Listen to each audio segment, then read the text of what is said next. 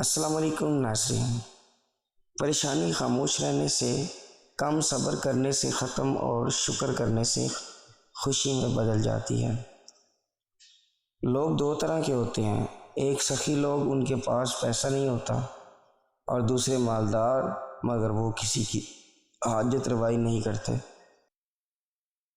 صرف پیسے کا ہونا رزق نہیں ہے، نیک اولاد، اچھا رزق اور مخلص دوست بھی رزق میں شامل ہیں۔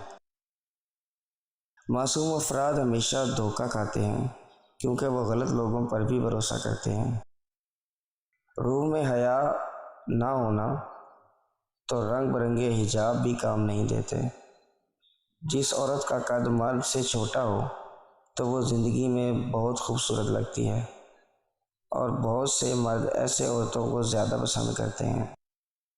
انسان کی سب سے بڑی غلطی اپنی غلطیوں سے بے خبر ہونا ہے۔